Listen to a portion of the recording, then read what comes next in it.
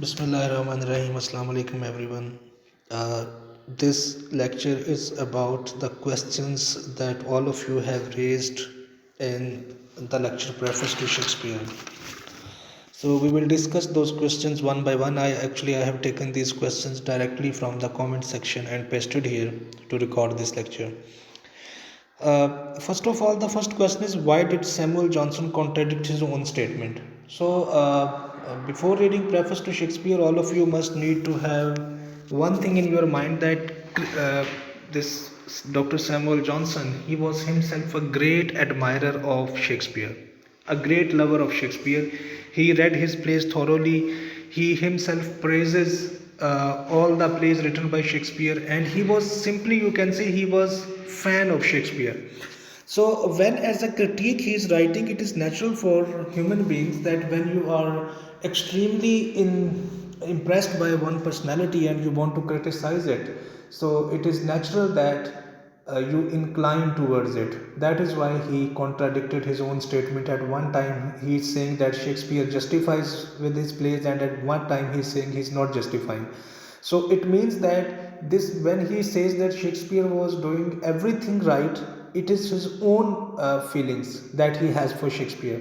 And when he says there are problems in Shakespeare, that is his neutral analysis. And a person who is already impressed by a writer or by anyone, a celebrity, so much, it would be very difficult to criticize the person, criticize your own ideal in the whole book or over and over again. So contradicting his own statement, contradicting his own statement, it is natural.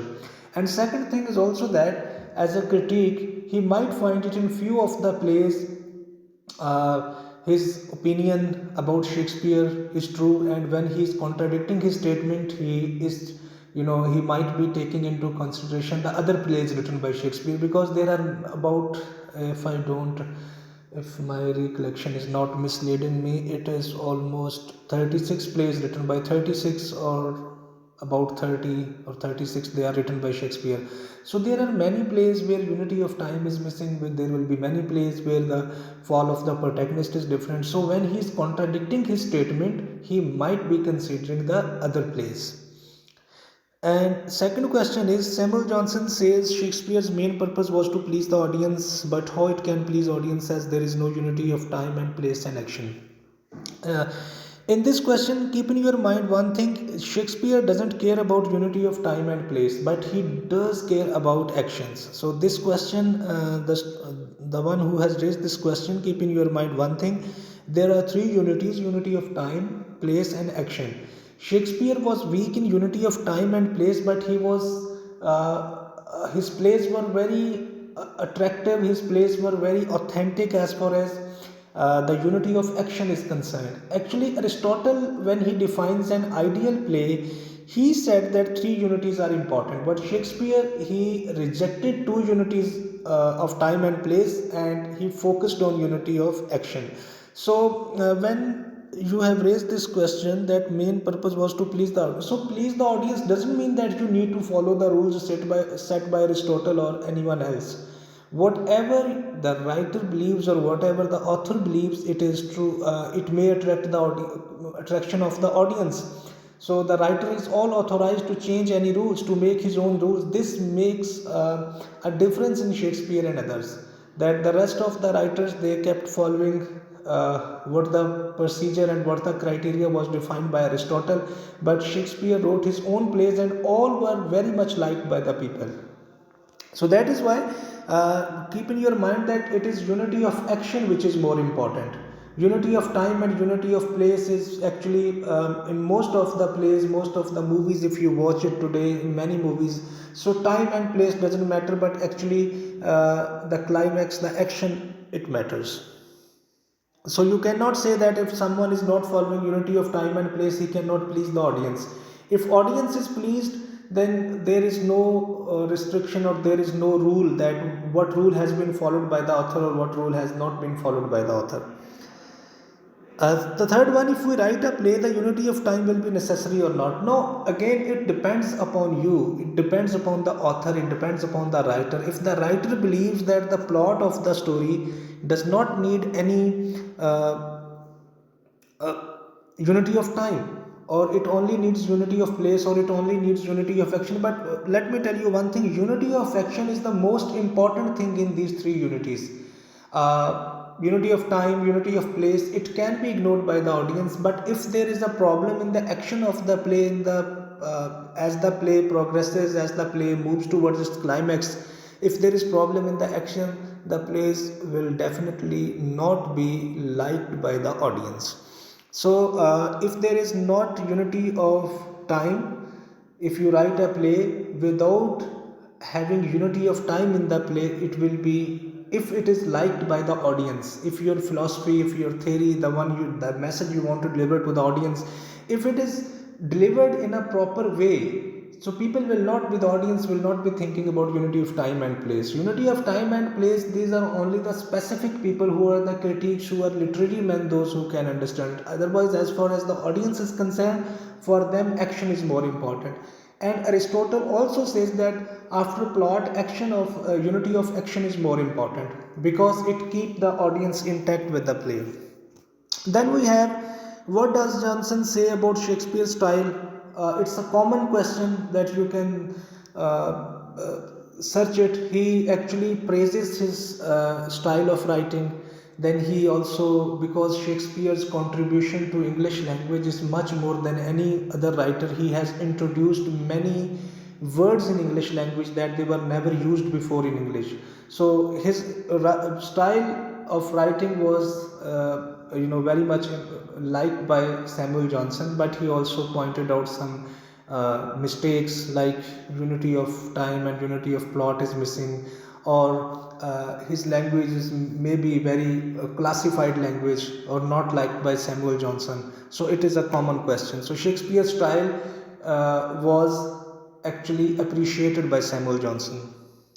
Shakespeare was just loose in plot structure or other elements of tragedy also. No, he was not loose in plot structure. It was actually Samuel Johnson who believes that Shakespeare was, was not very good in structuring a good plot. But as far as the audience was concerned, all the plays of Shakespeare, they were liked by the audience. A lot of people, a number of people, they watched his plays, and they were actually, you can say, the super hit plays written at that time. Even after 500 years have been passed and still his plays are written, there are many movies. The theme of the movies is based on Shakespeare writings. In Hollywood, you can say, in Indian movies you can watch, in Pakistani movies you can get an influence of it, specifically in dramas, in Pakistani dramas.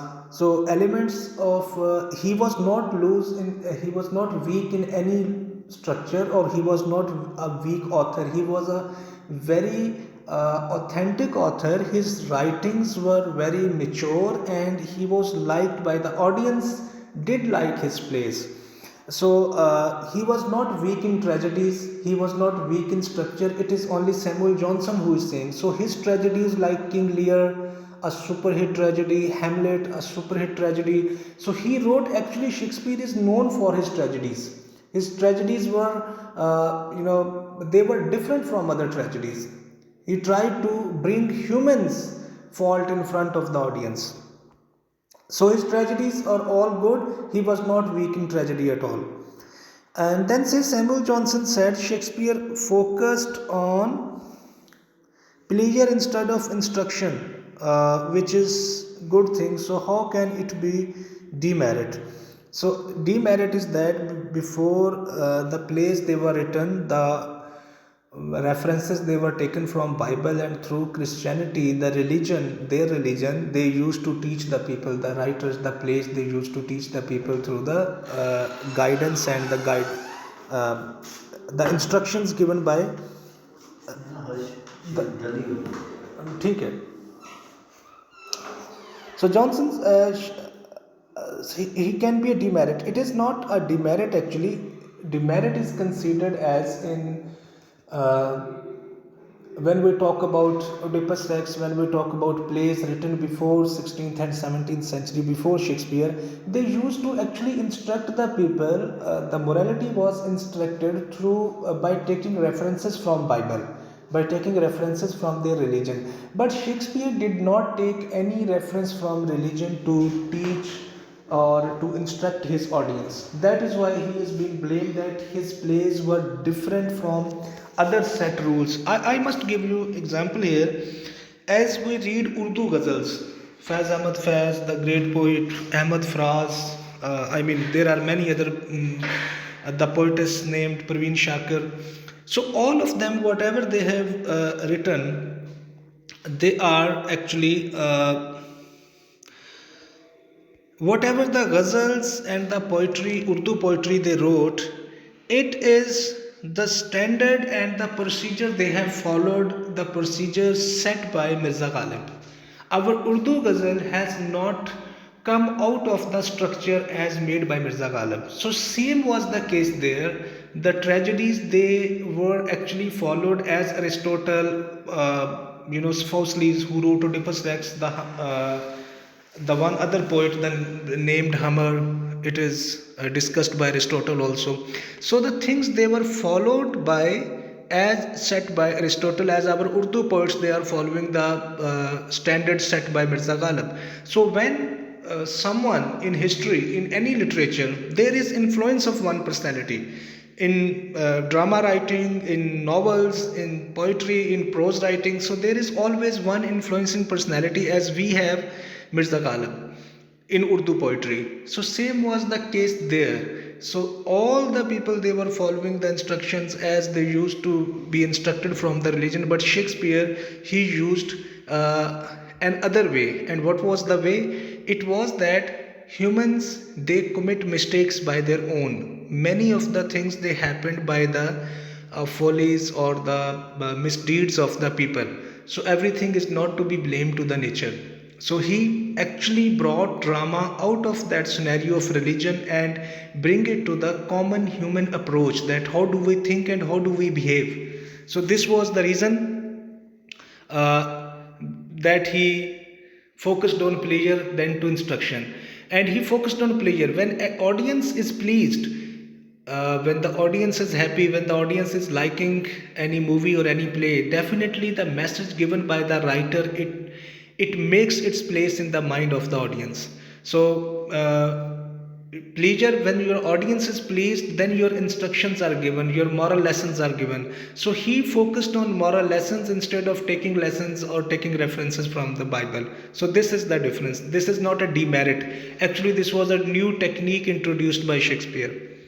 Then we have, why does Shakespeare care about the unity of actions? Why, as I have already explained it, because action is the most important element in any play. When the play moves or progresses towards climax, the attraction of the audience is deeply attracted towards the play. Then we have explained the point of unity of time and place. Unity of time means, let me tell you one thing. There was one play written by Shakespeare, Antony and Cleopatra. Antony and Cleopatra, if I'm not forgetting it. So Antony and Cleopatra, it was one scene when the play was performed on the stage. At one place, one scene was picturized. It is shown to the audience that the scene is going on in Egypt, a country named Egypt. We call it Misr. So one scene is picturized there, and in the very next scene, the audience is watching a background of the play, that the play is going on in Greek. This is called unity of place. Unity of place means whatever the story is happening, it must happen at the same time or at the same place. But Shakespeare plays, he doesn't care about Egypt, Greek, Italy. His plays, in one play, in 1 hour, he used to change the background of different countries and different places. So he never cared about it.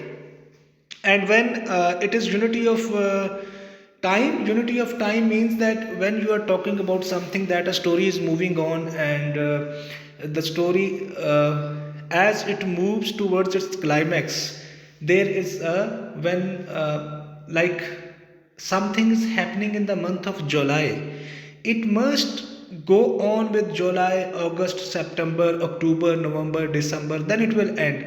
But Shakespeare used to do that. If one scene is picturized in the audience is told that the picture it is picturized in July, the next scene might be of December or November. So this is what we call the unity of time, that time must be united in the play, place must be united in the play, there must be a harmony in time and there must be harmony in uh, what harmony of time and harmony of place, but he doesn't care about. So I hope this question of unity of time and place is clear. Whether unity of time is necessary in the this age or not, a very good question, thought provoking question. Again I repeat, if your audience, if your message, if you are a writer and your message is delivered to the audience and they have accepted your message, whatever the message you want to deliver, it means that the purpose of writing is completed. So even in this time, you can even write a play by following these three unities of time, place, and action, and even you can write it by skipping one unity, or by skipping two unities, or by focusing only on two unities, or by focusing only on one unity. So it all depends upon the environment, about the people, about the audience. Because whatever the play is written, if it is not liked by the audience, your message will not be a widespread to a majority of the people. The purpose of the writer is to deliver his message to majority of the people. So to do so, whatever the technique the writer wants to use, he or she can use. But it is better if you keep unity of time, place, and action all the time together in cohesiveness, in harmony. If these three things are there, it may be a good one. But you can find many plays that there are used three unities, time, action, and place. They are used, quite frequently. They are used in the play. A very much organized play we have watched, but the audience did not like it. So what's the use of indulging yourself in unity of time, place, and action? So it all depends upon the writer, whatever he wants to, either in this age or 1000 years after, or 1000 years before. Good point is that he the next question is, good point is that he combined tragedy and comedy, making it tragicomedies. Why is the loose plot a demerit? Loose plot is something else. Loose plot means that when few of the characters they are introduced. For example, this play, no, you might not have read it right now, the 12th night. You will come across it very soon, but let me explain it another way. This play, Romeo and Juliet, was also a tragicomedy, and the play Merchant of Venus, it was also a tragicomedy. Tragicomedy was a new technique introduced by Shakespeare, because before that, either the plays were comedies or the tragedies. Shakespeare actually combined two different things, tragedy and comedy. That in the beginning, the play is quite funny, but as you move on, the story gets very serious. The ending is very serious, thought provoking, and a big message, or a widespread message is delivered by the writer. So a loose structure, loose plot is something else, and combining tragedy and comedy is something else. Loose plot, as Samuel Johnson says, Shakespeare's loose plots means most of his characters, they suddenly just disappear from the scene. I mean, there is no end to them when you read his plays. So that is why he says that he has loose structures. But even then, the plays were liked by the audience. But do not mix it tragicomedies with loose structure. Tragicomedy is a technique introduced by Shakespeare, and loose structure means many of the characters, they were not actually like one character is introduced by Shakespeare in one play, at the end where the character is gone, no one knows about it, or what happened to it, no one knows about it. In King Lear, you can find the fool who was actually living with King Lear. Then in what the other play was, where this tragedy and comedy they are mixed. Romeo and Juliet, they are tragic comedy, as I have already told you. So mixing tragicomedies is a technique and having a loose. Yes, I was talking about the loose structure that many of the characters they were gone. In Twelfth Night, a play written by Shakespeare, the character Malvolio. What happens to Malvolio? No one knows about it. He was actually he was put in a room, and the room was locked. So there are many characters in Shakespeare plays, those who do not face their end at the end of the play, but actually they are lost somewhere. So this is actually Samuel Johnson argues about loose structure by considering his characters that are actually disappeared. They disappear from the play. Then we have, how can we say that his plays do not instruct the audience? As I have already told you, instruct the audience means to taking references from religion and Bible to teach the people through religion.